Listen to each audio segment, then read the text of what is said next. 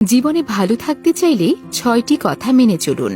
১. Income করতে শিখুন। ২. অতিরিক্ত মায়া ত্যাগ করুন। ৩. অতিরিক্ত আশা ছেড়ে দিন। ৪. নিজেকে ভালোবাসুন। ৫. চিন্তা করা বাদ দিয়ে হাসি খুশি থাকুন। ৬. নিজেকে সময় দিন। কিছু মানুষকে ৯৯ দিন উপকার করতে পারলেও যদি একদিন উপকার করতে না পারেন তাহলে সেই একদিনই মনে রাখবে, আগের ৯৯ দিন সে ভুলে যাবে। মানুষের নিজের বলতে কি আছে? জন্ম অন্যের দান, নাম অন্যজনের দান, শিক্ষা অন্যজনের দান, রোজগার অন্যজনের পয়সা, শেষ যাত্রা অন্য কেউ নিয়ে যাবে। আসলে মানুষ বড়ই আজব প্রাণী।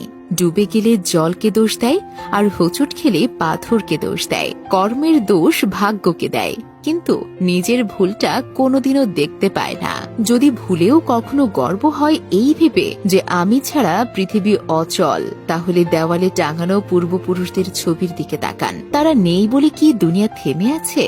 ৮৪ লক্ষ প্রাণীর বাস এই পৃথিবীতে। মানুষই শুধু রোজগার করে, বাকি প্রাণীরা কিন্তু অনাহারে মরে না। আর মানুষই একমাত্র প্রাণী যাদের পেট কখনো ভরে না। যে দেশে জুতা বিক্রি হয় এসি রুমে আর বই বিক্রি হয় রাস্তার ফুটপাতে, সে দেশের দুর্নীতিবাজ থাকবে ৫ তলায় আর গুণীজন থাকবে গাছতলায়। এটাই তো স্বাভাবিক। ৪টা বিষয়ে কখনো লজ্জা পাবেন না। ১. পুরনো পোশাক। ২. সাধারণ জীবনযাপন। ৩. বৃদ্ধ বাবা মা। ৪. দরিদ্র বন্ধু।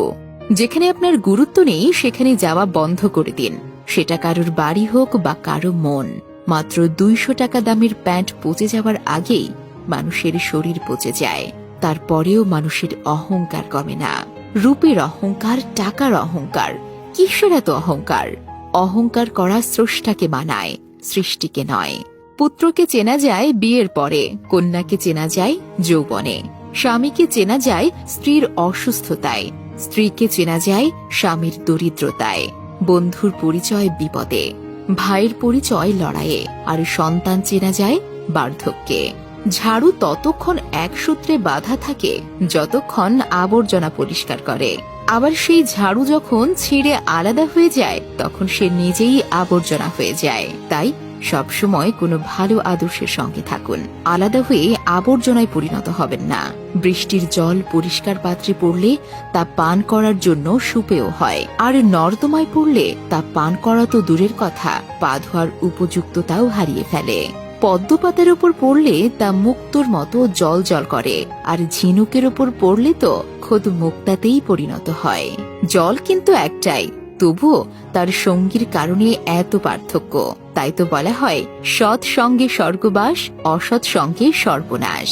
অতএব ভালো মানুষের সঙ্গে চলার চেষ্টা করুন, আপনিও ভালো হবেন।